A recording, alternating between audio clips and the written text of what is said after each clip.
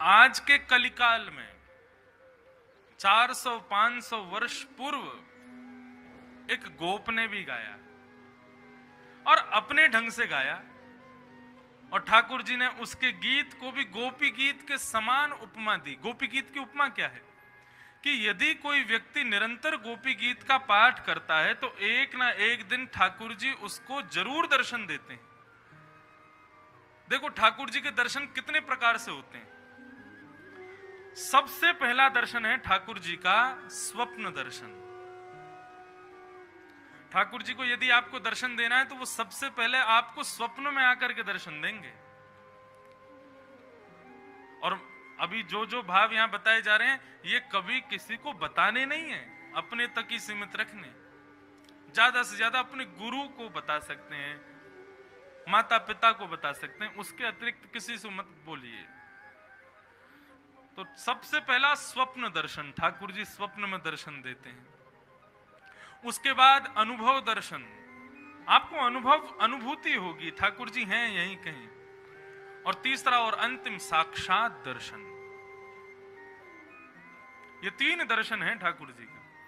यदि कोई व्यक्ति रोज गोपी गीत का पाठ करे या रात्रि में गोपी गीत का पाठ करते हुए शयन करता है, सोता है, तो ठाकुर जी का सबसे प्रथम दर्शन उसको स्वप्न में होगा। और जब स्वप्न में दर्शन हो जाए ना तो खुश हो जाना, पहला पड़ाव पार कर लिया। अब दूसरा पड़ाव क्या है? अनुभूति दर्शन, अनुभव दर्शन। वो कैसा होगा? आपके घर के ठाकुर जी, उनकी सेवा करते करते आपको अनुभूति होगी क्या, अरे अभी अभी ऐसा लगा इन्होंने आंख बंद की अपनी, अभी अभी ऐसा लगा कहीं से थोड़े से मटके हैं क्या, अभी अभी ऐसा लगा अपनी हाथ सीधा किया क्या इन्होंने। ऐसे अनुभव होंगे। और तीसरा दर्शन होगा साक्षात दर्शन। इनमें समय कितना लगता है वो कुछ कह नहीं सकते हम, आगे कथा में आएगा, मैं बताऊंगा उसके बारे में। तो ये 3 दर्शन जरूर होते हैं गोपी गीत के पाठ करने से। लेकिन कलिकाल में एक गोप ने भी गीत गाया और उसके गीत को सुनकर के ठाकुर जी ने उसके गीत के लिए भी यही भाव कहे कि जिस प्रकार गोपी गीत सुनने वालों को मेरे दर्शन होते हैं, पाठ करने वालों को मेरे दर्शन होते हैं, ऐसे ही तुम्हारा रचित, तुम्हारा गाया हुआ ये गीत जो कोई भी गाएगा, ठाकुर जी कहते हैं उसको मेरा दर्शन जरूर होगा। और वो गीत कौन सा है?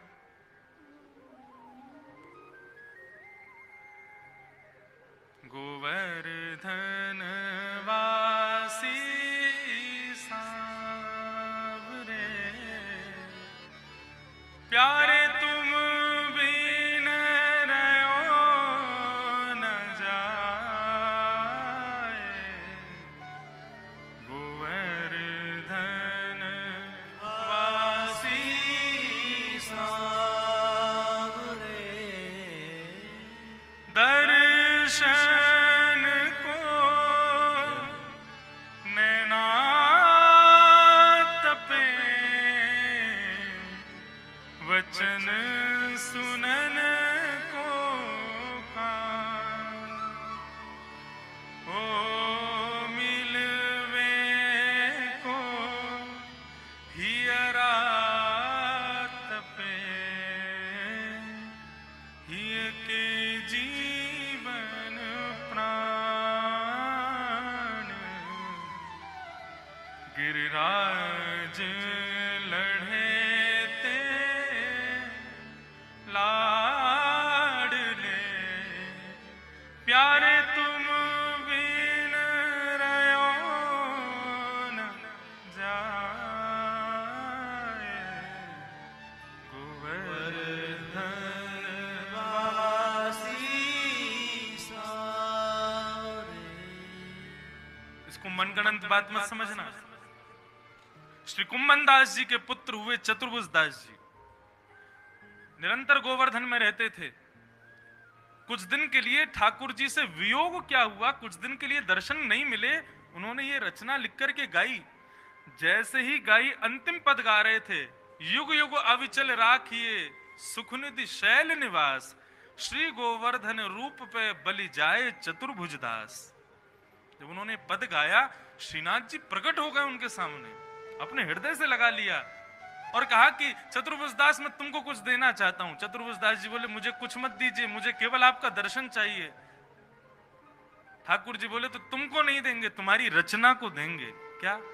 जो कोई भी इसका पाठ करेगा, जो कोई भी प्रेम से गाया करेगा, झूमते फिरते नृत्य करते हुए जो कोई भी इस पद को गाएगा, उसको मेरा दर्शन अवश्य होगा।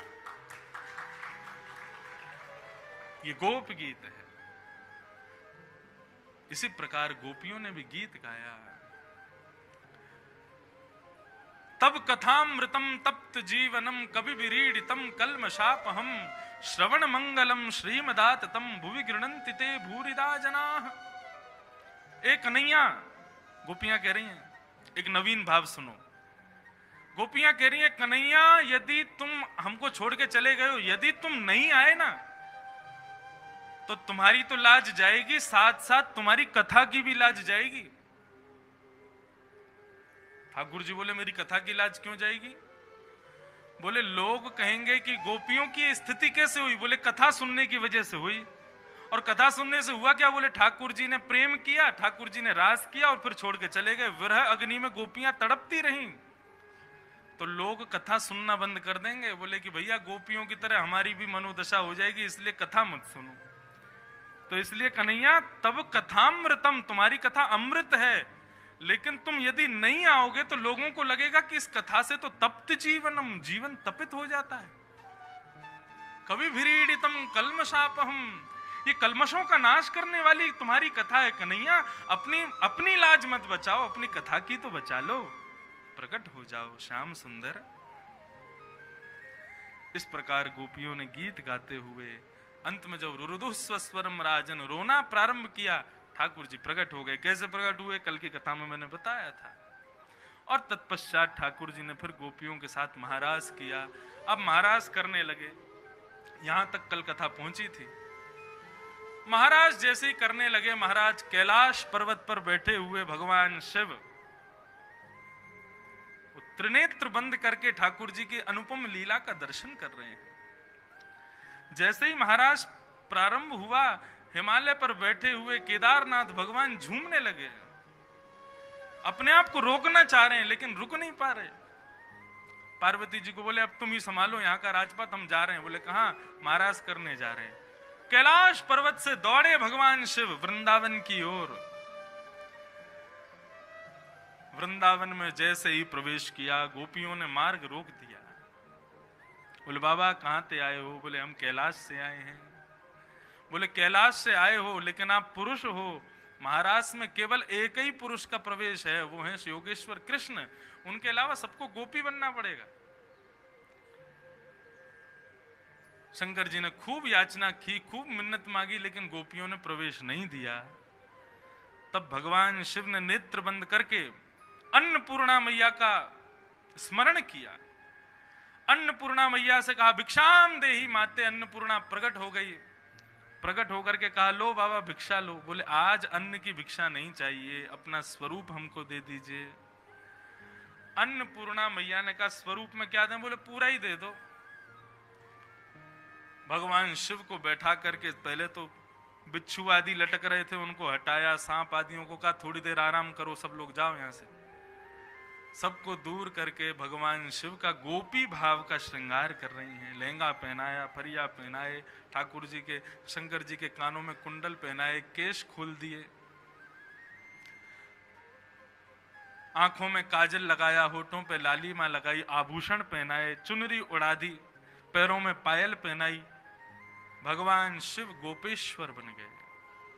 जैसे ही गोपेश्वर बनकर के खड़े भये महाराज, अन्नपूर्णा ने नजर उतारी भगवान शिव की। वाह, मूछन वारी गोपी। आज भी गोपेश्वर भगवान, आप वृंदावन में जाओगे, आज भी उनका श्रृंगार होता है तो नथनिया पहनते हैं ठाकुर जी, लेकिन नथनिया के नीचे मूछ भी दिखाई देती है भगवान शिव की। ऐसा सुंदर श्रृंगार किया। महाराज में जैसे ही पहुंचे, गोपियों ने जैसे ही भगवान शिव का मुखमंडल देखा, गोपियां बोली ऐसी गोपी ना देखी ना सुनी। हाथों पे बाल, पैरों पे बाल, बीच में पेट दिख रहा उसमें भी बाल, और चलें तो महाराज ऐसा लगे कि जन कौन आ गए हो, धम धम धम कर। अरे माताएं चलती हैं तो थोड़ा चाल का ध्यान रखती हैं, भगवान शिव तो ऐसे ही चल रहे हैं बिल्कुल सीनों उठाए के। गोपी ने कही पहले मुखमंडल दिखाओ। शंकर जी बोले जिसके लिए श्रृंगार किया उसी को दिखाएंगे। गोपी बोली दिखाना तो पड़ेगा, जब तक मुख नहीं देखेंगे अंदर प्रवेश नहीं मिलेगा। शंकर जी बोले आपने मुख देख लिया, उसके बाद भी प्रवेश तो मिलेगा ही मिलेगा। क्यों? बोले रोकने वाले ही मूर्छित हो जाएंगे, फिर ऐसा मुखमंडल है। गोपियों ने कहा दिखाओ। जैसे ही भगवान शिव ने अपना पर्दा उठाया, घूंघट उठाया, तो आधे आधे नेत्र खुले हैं भगवान शिव के। बीच में तीसरा नेत्र टिमटिमा रहा है, कब ठाकुर जी आ जाएं खोल करके दर्शन कर लूं उनका। होठों पर लालिमा, मूछ आदि देख करके गोपी तो वहीं मूर्छित हो गई। इतने में ही भगवान शिव का दर्शन किया, अंदर रास कर रहे ठाकुर जी। ठाकुर जी दौड़ करके आए, भगवान शिव का हाथ पकड़ करके भीतर लाए। अद्भुत रास रचा है महाराज यमुना के पुलिन पर। ऐसे गोपेश्वर भगवान वृंदावन में आज भी ठाकुर जी के रास की भूमिका निभा रहे हैं। बोलो गोपेश्वर महादेव की। तो बंधुओं, भगवान ने रास के माध्यम से 5 विहार किए। वन विहार, उपवन विहार, जल विहार, प्रसून गंधा यानी कि पुष्प विहार, थल विहार, ये 5 विहार किए। वन विहार मतलब बृहद वन में ठाकुर जी ने रास किया। उपवन विहार मतलब छोटे छोटे कुंजों में जाकर के रास किया। कहीं किसी कुंज में किसी गोपी के साथ बैठे, किसी कुंज में, अच्छा एक कृष्ण नहीं है, जितनी गोपी उतने कृष्ण बन गए। अलग अलग कुंजों में ठाकुर जी विहार कर रहे हैं, ये हुआ उपवन विहार। जल विहार किया, नौका में ठाकुर जी रास कर रहे हैं। थल विहार किया, सामान्य भूमि पर कर रहे हैं। और प्रसून गंध यानी कि सुंदर, जो आजकल ठाकुर जी के फूल बंगले बनते हैं, ऐसे फूलों के बंगलों के मध्य में भी विहार किया। ऐसे 5 विहार युक्त ये रास ठाकुर जी ने, महाराज ठाकुर जी ने समस्त गोपांगनाओं के साथ किया। संपूर्ण महाराज की कथा सुनाई गई। महाराज के प्रसंग के अंत में श्री शुकाचार्य जी कहते हैं, जो कोई भी इस महाराज को भाव से सुनता है, उसका हृदय का सबसे बड़ा रोग, हृदय का सबसे बड़ा रोग क्या है? काम। वो काम नष्ट हो जाता है। ये काम लीला नहीं है, काम के विध्वंस की लीला है। इसलिए इसको उसी भाव से श्रवण करो। बोलो रास रासेश्वर भगवान।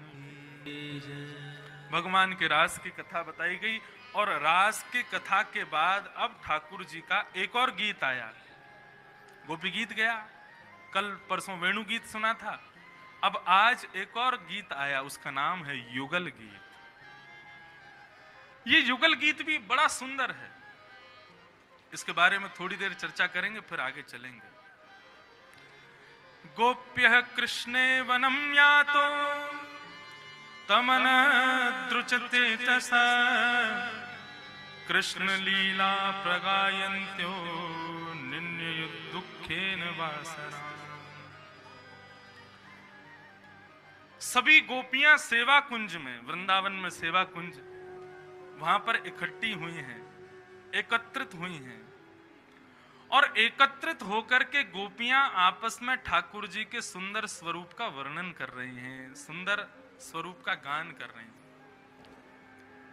वेणु गीत में प्रत्येक गोपी अलग अलग घर में बैठ करके ठाकुर जी का स्मरण कर रही थी, लेकिन अब समस्त गोपियां एक साथ झुंड में बैठ करके आपस में एक दूसरे को ठाकुर जी की चर्चा सुना रही हैं। उसको ही युगल गीत कहा गया। बहुत सुंदर है युगल गीत। अधिकतर कथाओं में कहा नहीं जाता क्योंकि समय का अभाव रहता है, लेकिन ध्यान से सुनिए कैसे हैं। ठाकुर जी की रूप माधुरी का दर्शन है। बाम बाहु कृत बाम कपोलो वल्गित भ्रूरर धार्पित वेणु कोमलांगिलिभिराश्रित मार्गम गोप्य इर्यति यत्र मुकुंदः। एक गोपी ने कहना प्रारंभ किया, इस स्वरूप का दर्शन करना है। बोले बाम बाहु कृत बाम कपोलो। ठाकुर जी ने अपने बाएं अंग पर, बाएं कंधे पर अपने बाम कपोल को झुकाया है। बाम बाहु कृत बाम कपोलो वल्गित भ्रू अधरार्पित वेणुम। और फिर उसके बाद क्या करते हैं? ठाकुर जी वंशी को ऊपर उठा करके अपने अधरों पर धारण करते। कोमलांगी, अपनी कोमल उंगलियों से उसके छिद्रों को आच्छादित करते हैं और इस प्रकार से वेणु को बजाकर के पूरे ब्रजमंडल को सुख प्रदान कर रहे हैं। ये ठाकुर जी का युगल गीत है। तो किस प्रकार है ठाकुर जी? बाम कंधे पर बाम कपोल को झुका करके अपनी वेणु को ऊपर उठा करके और ठाकुर जी वंशी का नाद कर रहे हैं और गोपियां उस स्वरूप का वर्णन कर रहे हैं। ब्रंदशो ब्रज ब्रशा मृग गावो वेणुवाद्य हत चेतस आरात दंत दृष्ट कवला धृत कर्णो निद्रिता लिखित चित्र मिवासन। ठाकुर जी की वंशी सुनकर के क्या हो रहा है वृंदावन में? बोले ब्रंदशो ब्रज प्रशा मृग गावो। बंधु देखो, वेणु गीत है, गोपी गीत है, युगल गीत है। जो गोपियों के द्वारा ये जो गीत गाए जा रहे हैं ना, ये सुनने के विषय नहीं है। मैंने कल भी कहा था, इनका तो अनुभव करो, नेत्र बंद करके इस छवि का दर्शन करो। कैसा रहा होगा वो स्वरूप, कैसी रही होगी वो छवि। गोपियां कह रही हैं ठाकुर जी के उस वेणु नाद को सुन करके ब्रंदशो ब्रज ब्रशा मृग गावो।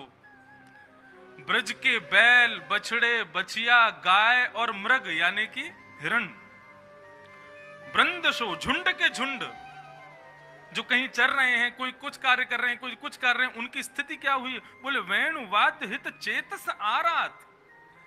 वेणु के वादन को सुनकर के, अरे इंसान तो छोड़ो, गोपियां तो छोड़ो, गाय, बैल, हिरण आदि जैसे जानवरों के भी हृदय के कष्टों को वो वेणु का नाद हरण कर लेता है, छीन लेता है। उनकी स्थिति क्या हो जाती है? बोले दंत दृष्ट कवला धृत करना। कोई गैया घास चर रही है, तो घास चरते चरते जैसे ही वेणु की ध्वनि आती है तो घास उसके मुंह में लटकी रह जाती है और वो अपना नेत्र बंद करके सुनने लग जाती है। कोई बछड़ा बछिया अपनी मैया को दूध पी रहे हैं, तो दूध पीते पीते पीते जैसे ही वेणु की ध्वनि आती है नेत्र बंद हो जाते हैं, दूध मुख में भरा रह जाता, पीना भूल जाते हैं। ऐसी स्थिति हो जाती है। बोले देखने में ऐसा लगता है लिखित चित्र में वासन, ऐसा लगता है मानो कोई चित्र हो, स्टैचू, बिल्कुल शांत हो जाते हैं एक स्थान पर। ऐसी ठाकुर जी की वेणु है।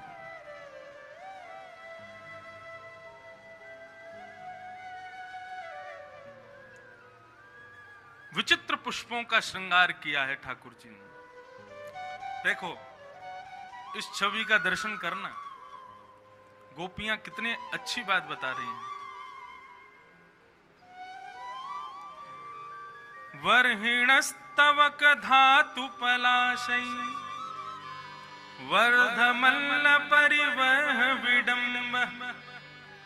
ठाकुर जी ने अपना वनमाली वेश धारण किया है। कैसे वनमाली बने हैं ठाकुर जी? सब लोग इधर देखो, यहां देखो, सावधानी से सुनो। वनमाली कैसे बने ठाकुर जी? ठाकुर जी को गाय बहुत प्रिय है, तो ठाकुर जी वन में जाकर के क्या करते हैं? विविध विविध प्रकार के पत्ते, घास फूस सबको तोड़ तोड़ के इकट्ठा कर लेते हैं और फिर क्या करते हैं?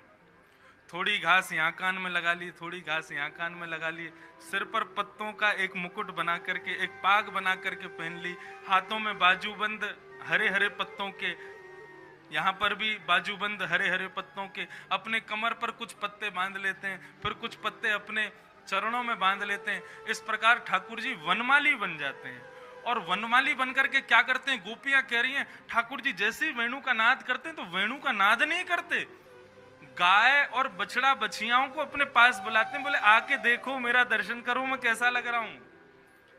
बोले जैसे ठाकुर जी वेणु बजाते हैं तो वेणु का नाद सुनकर के कान खड़ी करके सारी गाय भागती हैं, बछड़ा बछिया भागते हैं, दूर से ठाकुर जी को देखते हैं।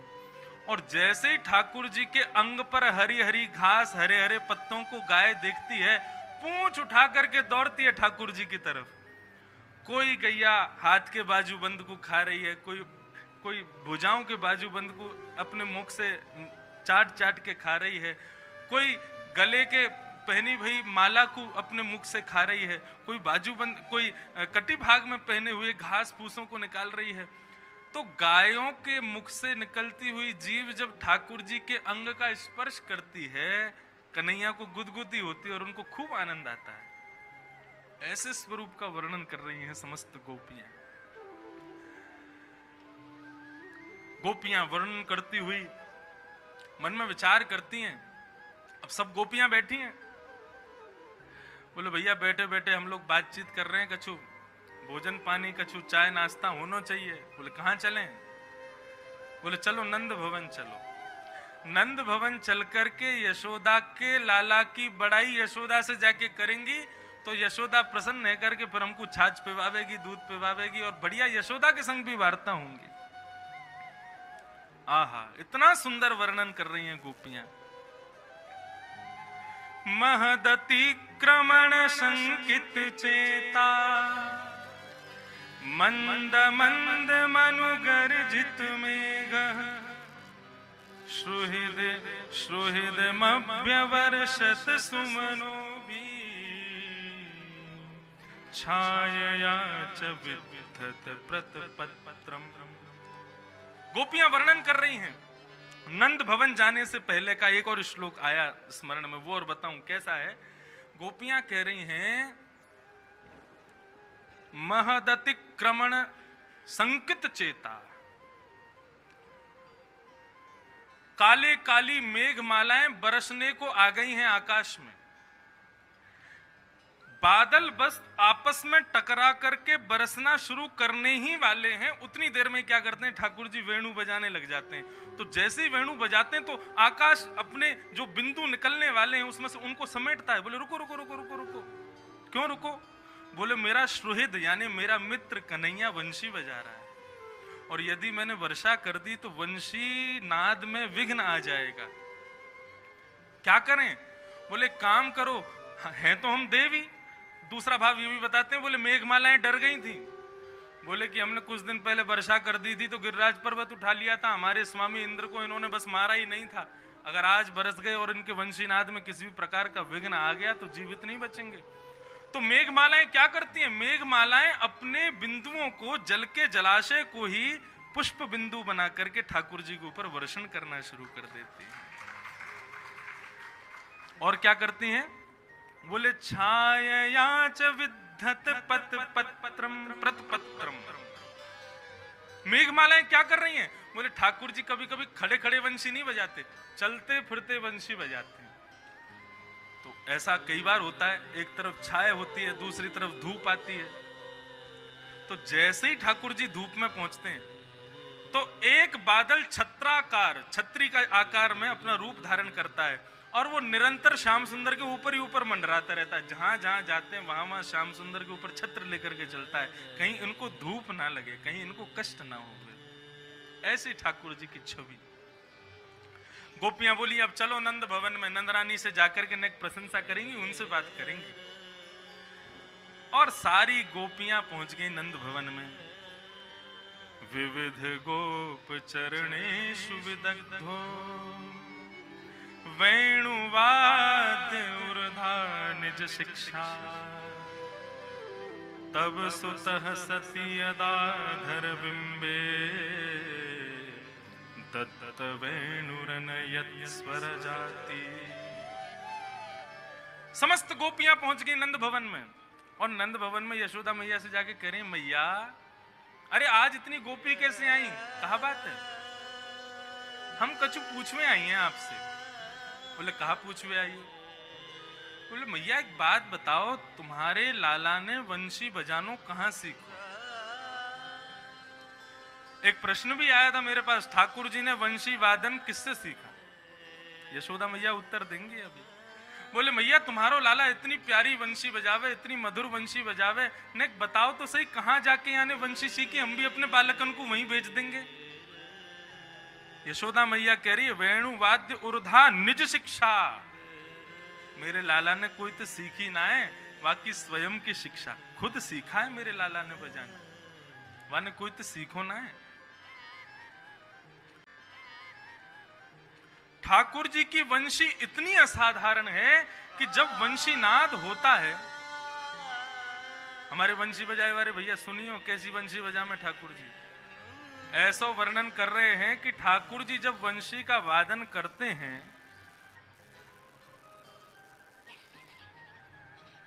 तो सवनसस्तदुपधार्य सुरेशा सक्र सर्व परमेष्ठि पुरेगा कवय आनत कंधर चित्ता कश्मलम ययुर निश्चित तत्वा। ठाकुर जी कौन सा राग बजाते हैं?